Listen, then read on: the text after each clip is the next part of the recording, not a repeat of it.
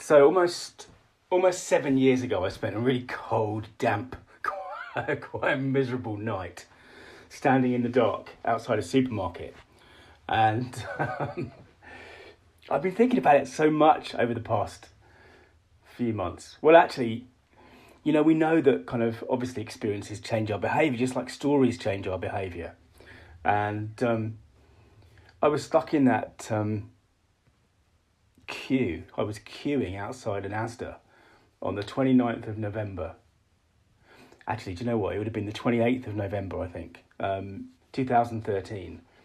Because the 29th of November 2013 was the launch date for the PlayStation 4. And it was in lots of ways, it was a surreal experience. I'd made a mistake all the way along. I love games. I've mentioned this before on the podcast, but all the way along in the run up to that launch, I've been going, no, do you know what? It's too expensive. I'm grown up. I'll wait a year or something. There'll be more games. The console will be £100 cheaper, And in other words, I tried to let what I used to call the adult part of myself win. But, in the last, I guess almost in the last 24 hours, as the excitement built, and I just really felt like, even though I was 43, I didn't want to miss out, and you will probably think that's weird, and that's fine. It's fantastic that we're all different. But for me, it was a big deal, and I ended up leaving work early because Asda were going to sell their stock at midnight, right? So, imagine a dark, cold, damp evening at the end of November in the UK, and I left work early. I went to Asda, and they were actually, effectively what they were doing is they were making people queue outside, and we didn't know how much stock they had. We just knew it wasn't much. And I was stood there, and I was easily the oldest person in this queue. The others had acne and stupid hair, and I, I had a wife, and I was missing dinner with my kids, and I had I stuck out, and of course, you had the normal people coming in and out of the shop, and they knew what we were there because there was literally a sign at the front of the thing saying, queue here for the PlayStation. Well, you can get one at midnight if we've got enough, kind of thing. So, there was no shortage of kind of sly jokes and a few very explicit kind of jokes. Essentially, we looked like a load of losers.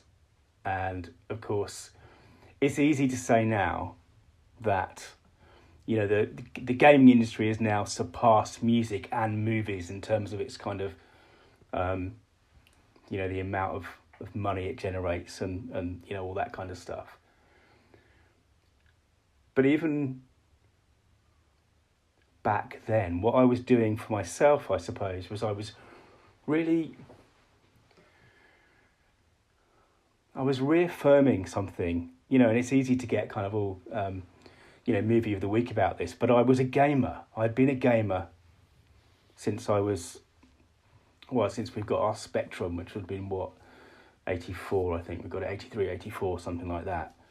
I'd always loved games. There was a whole period when I was away at university and when I was sailing where I didn't have access to them, so I missed out the kind of whole handheld thing. But I loved games, and I'd had the original PlayStation, I'd had an Xbox, I'd had the PlayStation 3, and I just really standing there in that ridiculous queue for that ridiculous amount of time. It was 6 hours that we queued. And then I didn't actually get my PlayStation, I don't think, till, gone one. It was quite late anyway. But that was part of me, and thank God, we have our passions, whatever yours are, they're different from mine, I'm sure. But this is what's so important about telling stories. This is why we need to have these things in our profiles. Because look, there's 1 million people with your job title. There's 1 million people with your responsibilities and probably with your results. And if you type Nick Warren into a search engine, unless you type something like Story Hacker or Stories Mean Business or, whatever, you are not going to find me. There's a very successful DJ called Nick Warren, who I've mentioned before on this podcast, is a nice guy. I've had multiple Twitter conversations with him because I occasionally have to redirect his fans. But that's my point. The point is there is depth in you. If you think back to episode, I think it was 428, when I talked about the magic of 5% magenta. Check that episode out, because this is why we need our stories. We need to surface our passions, because you know what, even though, of course, when I talk about gaming, it connects with other gamers, but it also connects with people who are geeks. It connects with people who are passionate about anything, and weirdly, it also connects with people who don't just get games at all.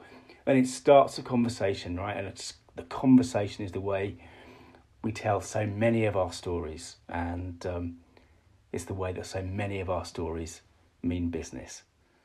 Thanks for listening. Tomorrow I'm going to talk about the tale of two clients, one of which is mine and one of which isn't. And I want to talk about copywriting and tone of voice and the value of getting those things right. And I think it's really, really going to be useful for you. Anyway, thanks for listening. Speak soon. Bye now.